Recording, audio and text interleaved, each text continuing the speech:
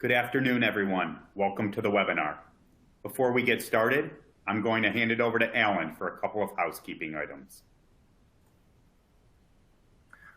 Thank you very much. For our webinar today, a few things to know. First, the webinar is being recorded, and we will share this with you following the event. To submit a question, please use the Ask Question widget indicated on the console that you're viewing. Even if your question is not answered, it is valuable in helping us develop additional resources for you, such as FAQs or articles in future events like today's webinar. We will be having a Q&A session near the end of today's presentation. Also mentioned is the Learn More section. If you look at that widget, you can see that you can download a copy of today's presentation. A survey will launch at the end of the event, and we hope that you take a moment to fill it out, as your feedback is valuable for us to refine the content we provide to you. And for any technical issues, please select the Help widget in the console, and this provides the most common issues and resolutions. Dave, back to you. Great. Thanks, Alan. And thank you, everyone, for joining us today. I'm David Larson with Advanced Partners, and for those of you who don't know who we are, Advanced specializes in providing working capital to roughly 500 staffing firms across the U.S. We love helping our clients grow and being a resource in any way we possibly can.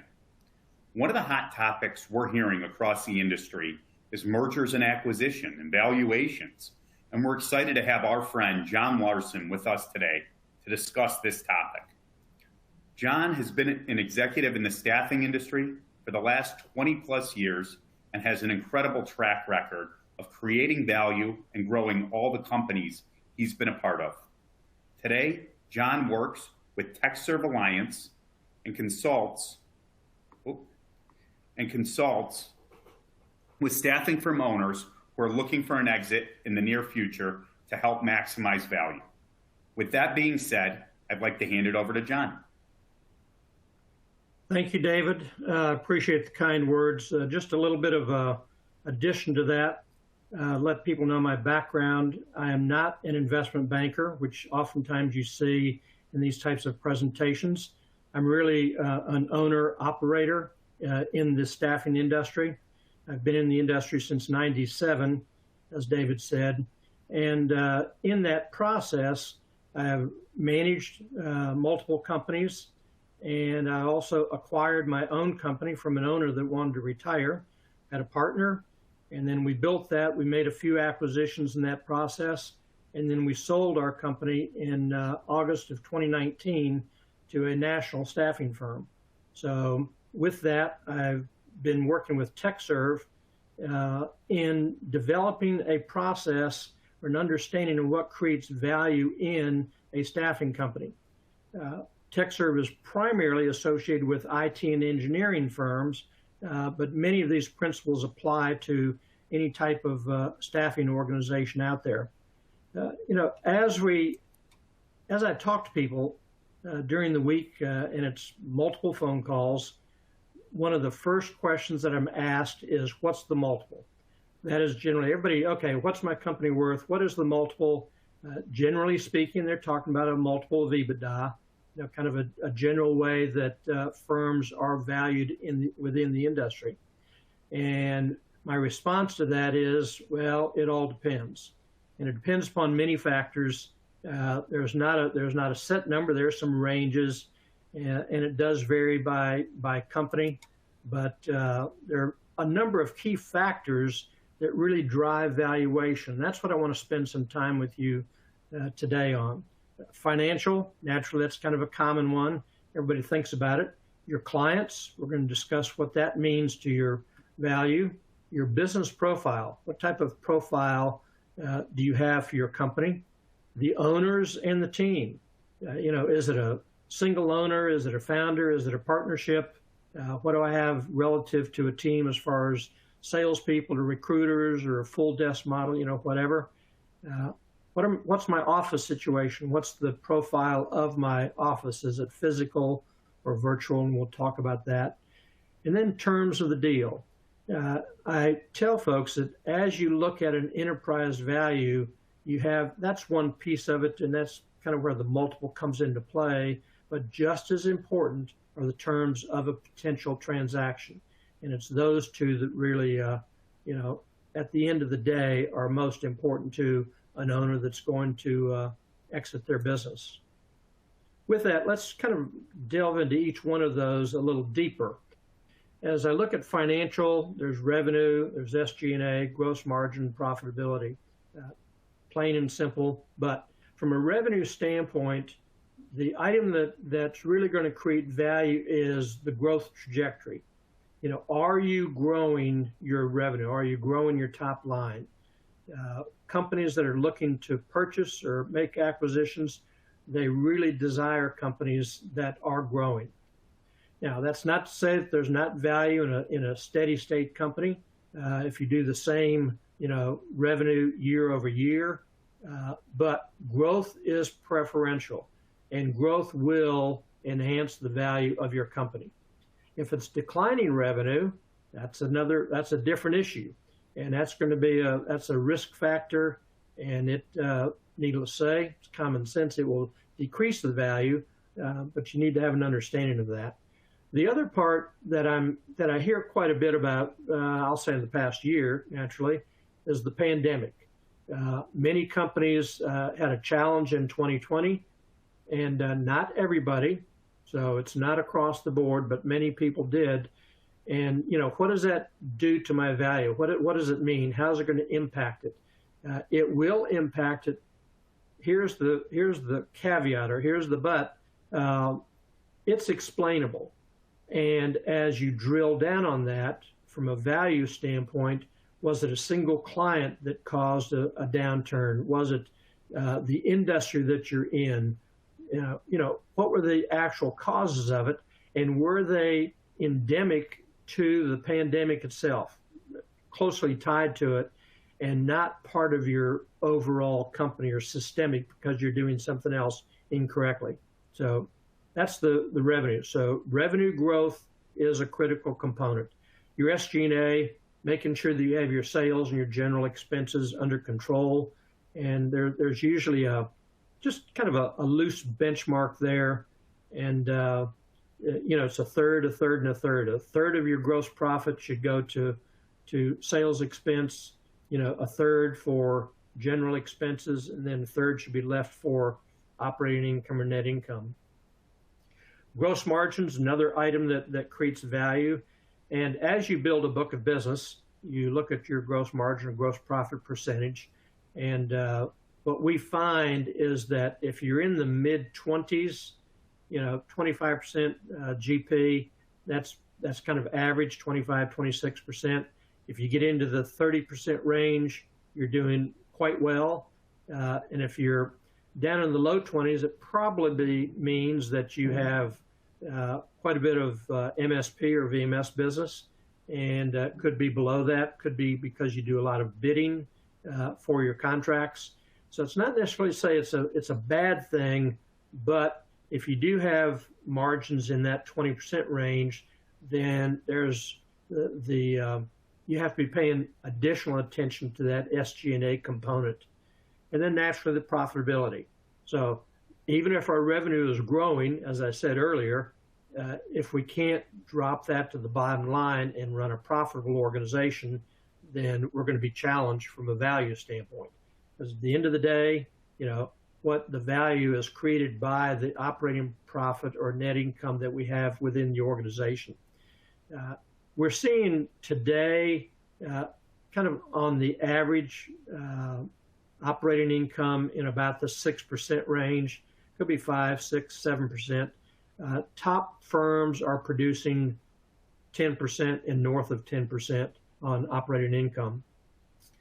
These figures actually come from a study that TechServce does every year. There's an OPR, an operating report that membership participate in.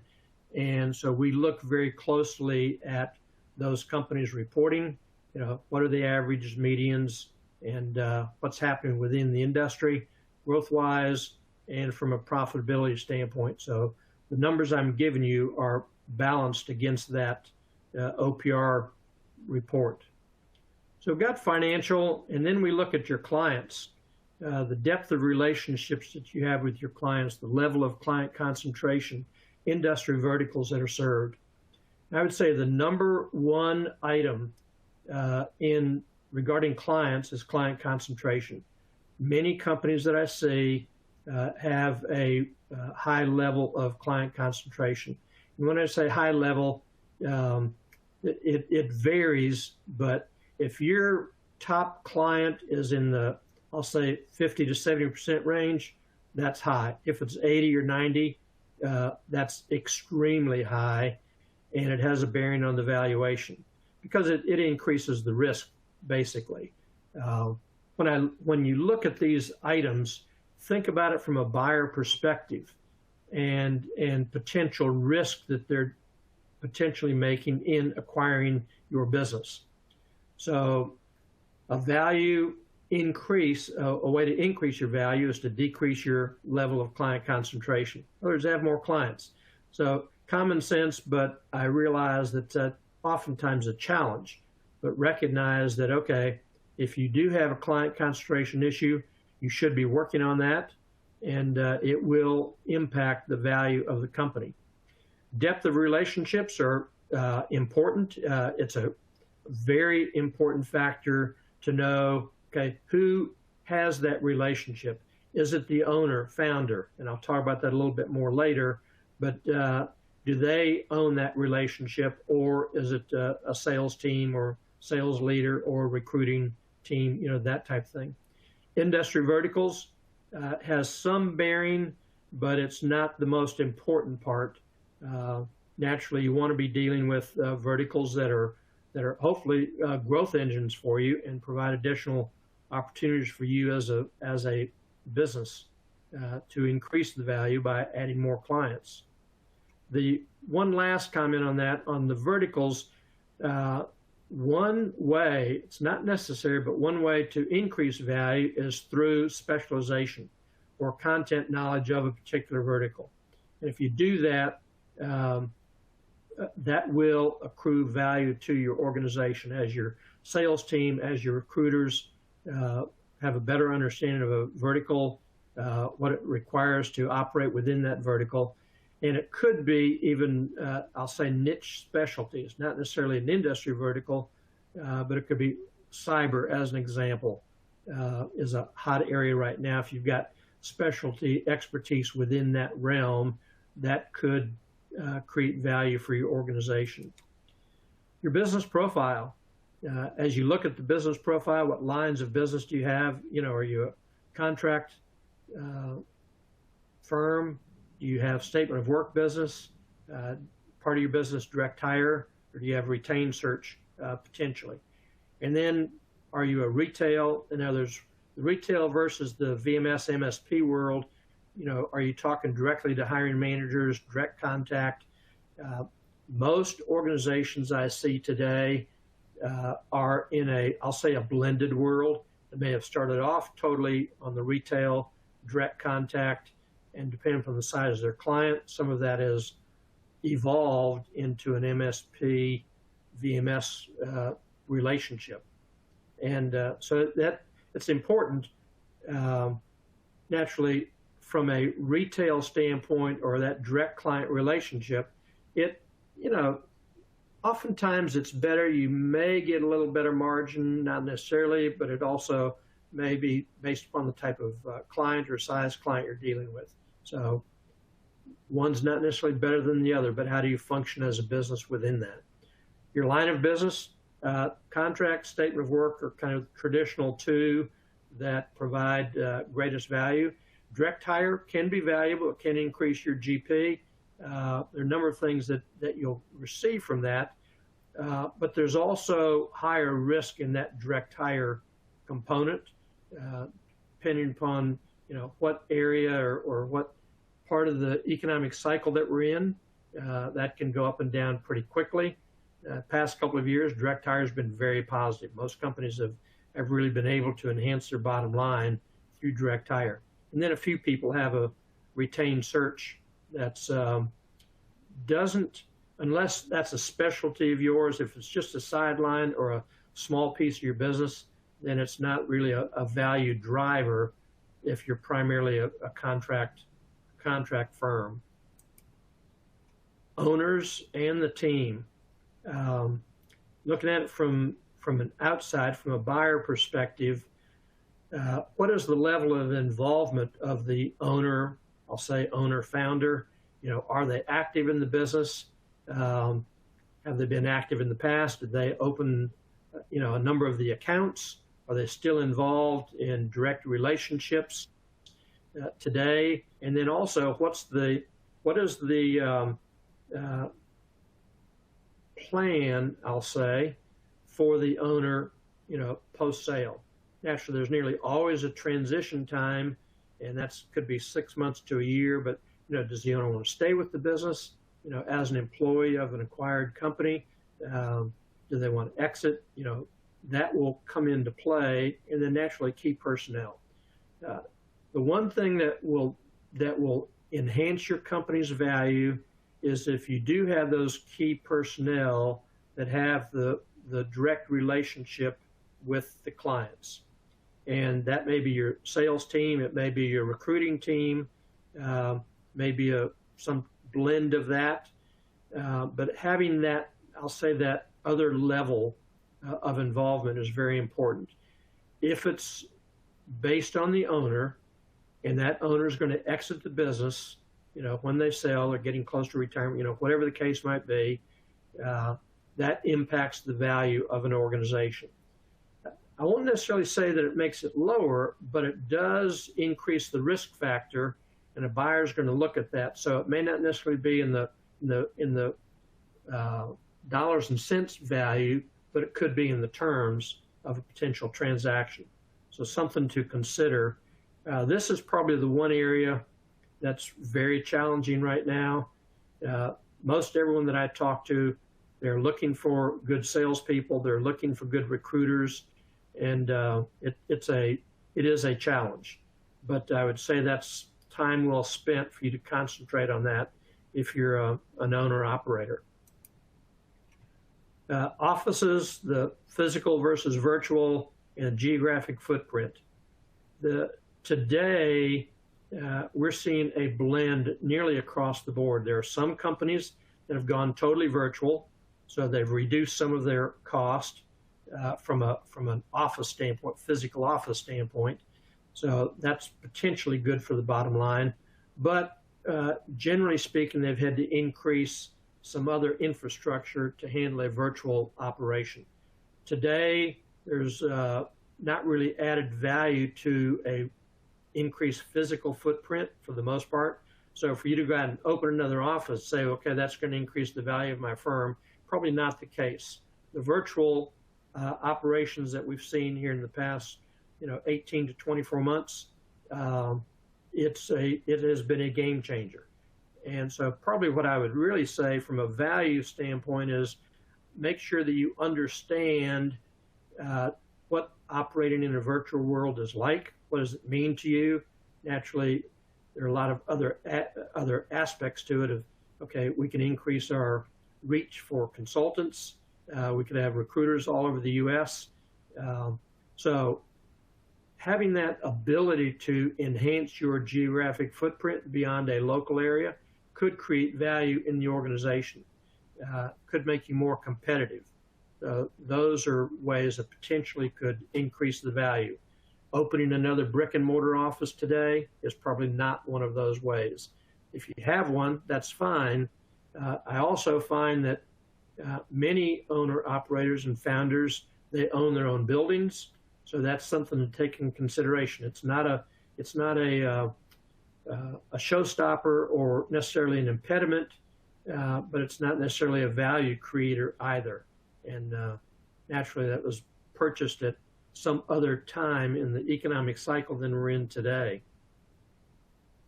With the, I mentioned terms of the deal just a minute ago, and it's really, I can't overemphasize this. In the companies that we've worked with, oftentimes there's an enterprise value established. It's financially based, generally speaking. Oftentimes it's on a trailing 12 months basis. But what we find is that enterprise value, yes, it's important. Just as important are the terms of a particular transaction. And from your perspective, it doesn't necessarily increase your value, but there is an opportunity for you to realize more of the value of your organization based upon the terms of a deal. Naturally, everybody wants, I say everybody wants, I generally hear, as I ask the question, well, I want an all-cash deal. Is that available? Well, the answer to that, yes, all-cash deals are available, but you're going to take a discount on your business. And so generally speaking, people don't want to do that. So thus comes the earnout.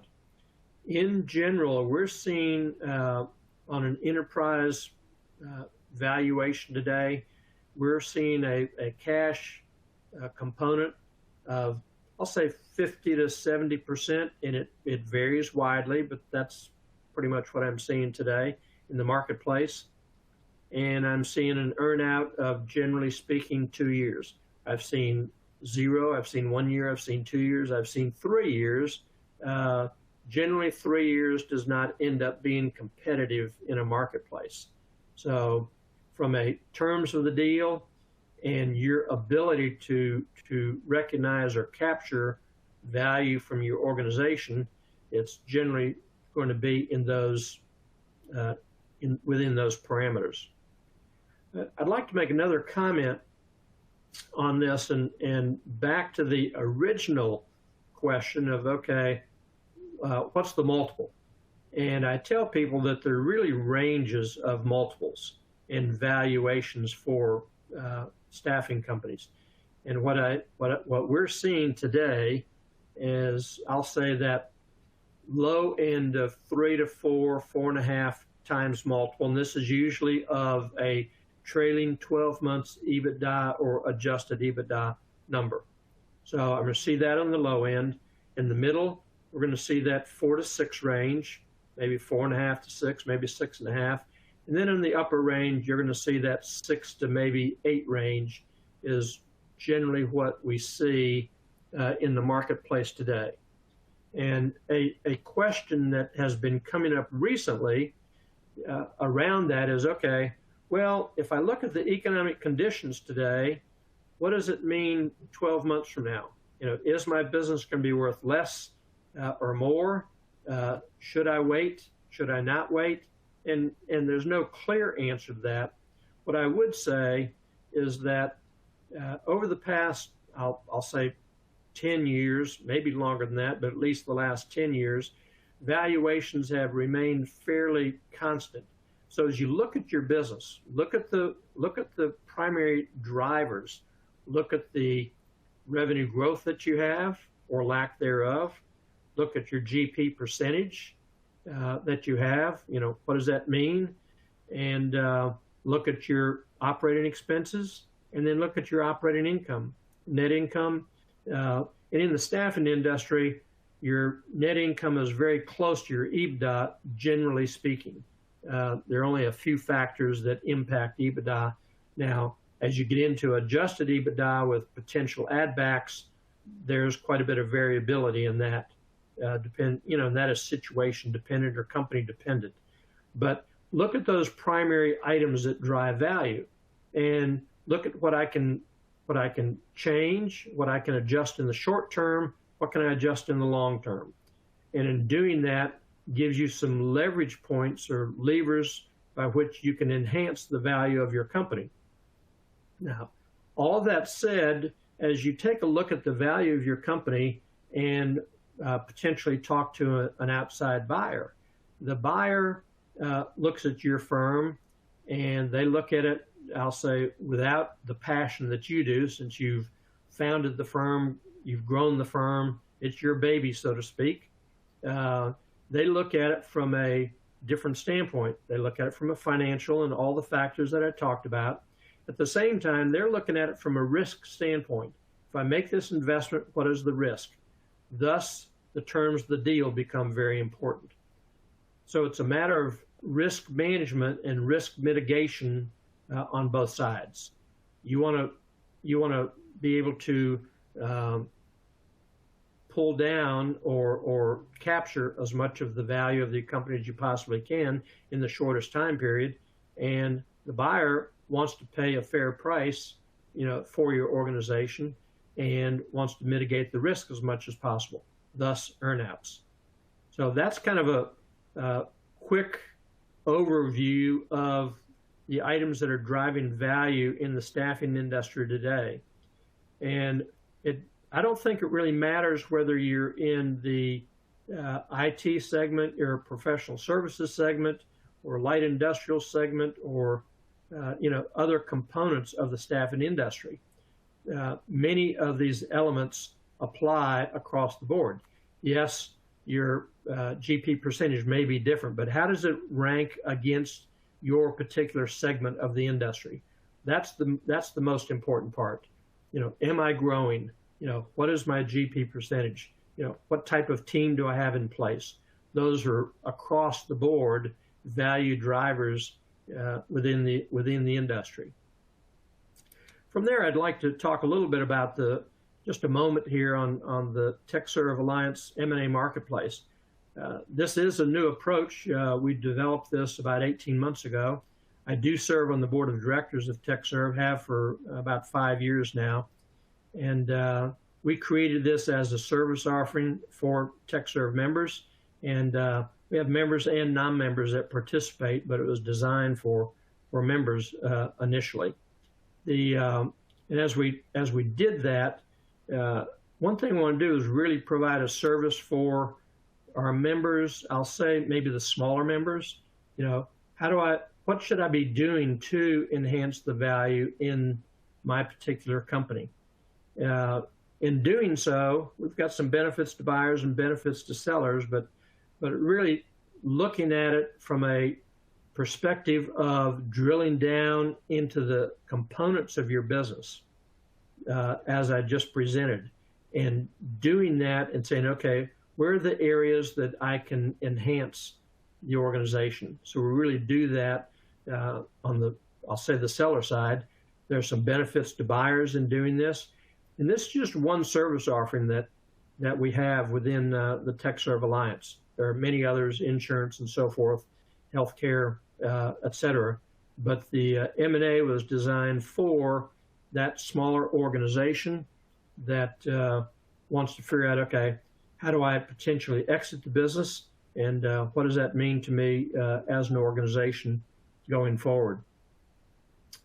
So with that, I'd like to turn it back and open it up for some Q&A. Thank you so much, John. That was great. Really appreciate your knowledge and expertise. We have quite a few questions.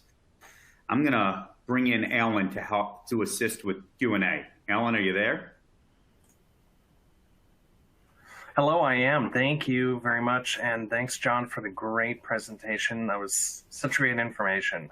So we'll get right into it. I see a lot of questions did come in. And the first one I have, it reads, given the current financial market conditions, will valuations decline over the next year? What are your thoughts on that?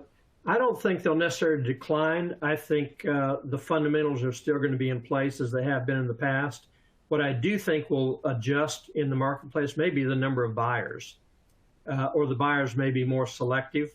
So I don't necessarily think valuations will change, but where I may have had, 6 or 7 or 8 companies interested in potential acquisition, maybe it's only 2 or 3 or 4. So I think that will change, and that's primarily based upon, as I stated earlier, some of the risk factors and some changes in the economic market. Money was very inexpensive, to borrow for acquisitions, but there's still quite a bit of it out there. It's getting more expensive now, so lenders may be more cautious as a result of that. I think the buyer side could contract. I think the fundamentals will still be in play as far as valuations. Great. Thank you for that insight. Another question came in, and says, we had a poor year in 2020 because of the pandemic. How does that affect my value? Okay. I had mentioned that in the presentation, and it will affect the value. Generally speaking, a buyer is going to look at, I'll say, a 3 to 5 year look back. Most important is the trailing 12 months. Second to that is, I'll say, the last 2 or 3 years, and then before that. The pandemic is explainable, and as I said earlier, you really want to look at, okay, was it a particular client? Was it the airline industry or the travel industry that really caused challenges? That's coming back. So was it specific to the pandemic itself that we can explain, that we can point to, and we've recovered from that, or were there other issues within the business? As an example, maybe I was not able to adjust my G&A quick enough to handle reduced business, or maybe I had high turnover on my staff, whatever. Maybe I couldn't adjust to go into a virtual operation from a brick and mortar operation. So a number of factors, but in general, I've seen that most businesses have come back, and it's explainable, and buyers understand that. Thank you. Yeah, good insight there. Another question came in, and it asks, should I hold off on hiring new salespeople or recruiters to keep my costs lower? It's a great question. What are your thoughts? Yeah, good question. Well, given what I've seen the past couple of years, I would always be hiring salespeople and recruiters in some form. Everybody that I talk to today, and I mean everybody, is asking or wants additional salespeople. Most want additional recruiters. And I do find that, I didn't talk about this much in the presentation, but a team of, I'll say, sales and recruiters, it could be a composite, but sales and recruiters is very important to a buyer. Oftentimes buyers are assigning value, or that is a big part of the value proposition. They want to buy that team of people as much as they want the financial resources or the clients. They want that team of individuals because they're so hard to find today. So my advice would be keep searching for good internal talent in the form of sales and recruiters, and continue to build the team. Thank you. Another question we'll read: what is the best business model for a staffing company to create or increase their value? Okay. A couple of thoughts on that. I don't think there's a best business model. There are multiple business models. I think the important part is, do you execute against the business model that you have? That's number one. Or maybe number one is make sure you understand what your business model is.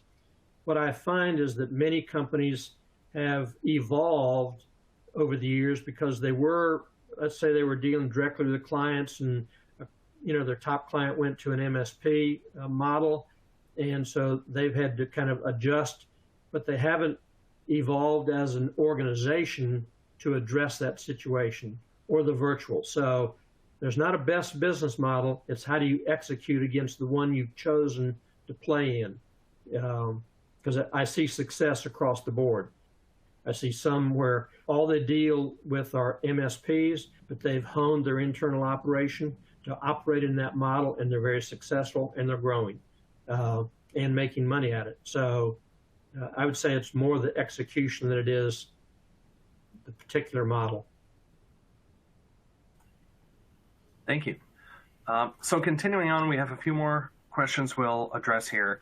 Another question is, what is the best way to establish the reasonable price for your staffing business? The best way to establish a reasonable price for your staffing business?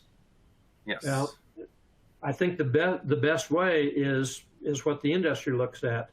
And if I'm an outside buyer, I'm looking at your financials. That's the first step. I talked about many other value creators, but looking at your financials is step number one.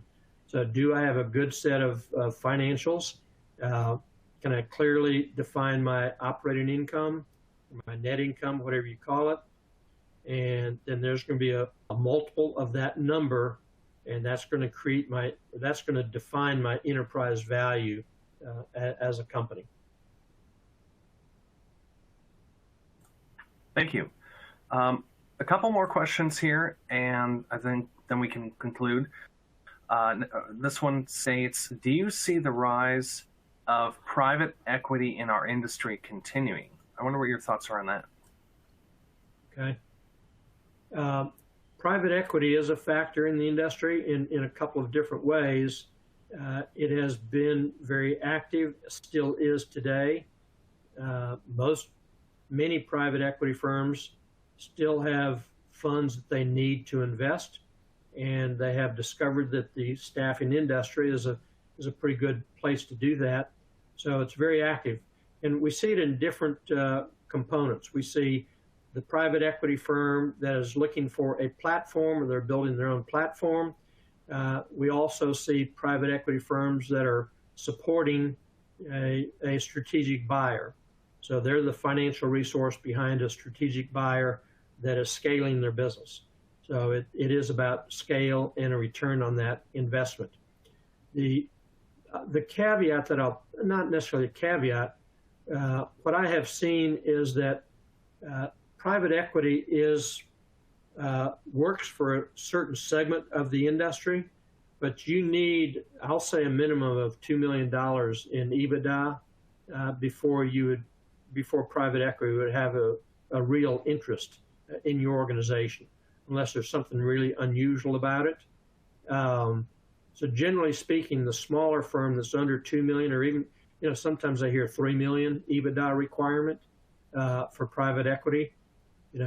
If I'm under that 2 million, that's probably not an avenue that's available to me as a general guideline. Thank you. And I think we're going to address one more question here. And actually, you mentioning EBITDA was a good segue here. So another question came in, and it asks, do buyers consider factoring fees as an acceptable adjustment to EBITDA? Thoughts on that? Ooh, that's really a good question. I'd actually have to process that a little bit because I have not run into that directly. I do believe that could be considered a potential add back depending upon the acquirer. If they're self-funded, that's a possibility. Let me put it at that. I'd say it's a possibility. It's a great question. I have not had specific experience with that element. I could chime in real quick on that one. I have had a couple of clients. Please. I've had a couple of clients recently who have had exits, and that was considered an add back because the person who was buying them did not use the factoring, so they wouldn't be incurring those costs on a go-forward basis. So they took that out and just used their own cost of capital, which was really just a combination of both a little bit of debt with a traditional line, as well as a lot of it was equity from just being self-funded and the business being able to support itself. But historically, I have seen it as an add back. Great. Thanks, David. That would be my expectation, but I haven't had that direct experience, so thank you for that. Yeah, no, of course. All right. Thank you. And with that, we're going to conclude our Q&A section, and I'll turn it back over to you, David, to wrap things up. No, and, again, thank you, everybody, for making the time. Hopefully you found this to be a beneficial webinar. And John, can't thank you enough, obviously, for your friendship, your knowledge, your expertise. We really appreciate it on behalf of the Advanced Partners family. The recording of the webinar will be available in the next couple of days. We'll make sure to get it out to you. If you have any questions whatsoever, please feel free to reach out to John or myself. This is a hot topic, and we are here to be resources in any way we possibly can. Thank you again, and have an awesome day. Thank you, David. Thank you, Alan.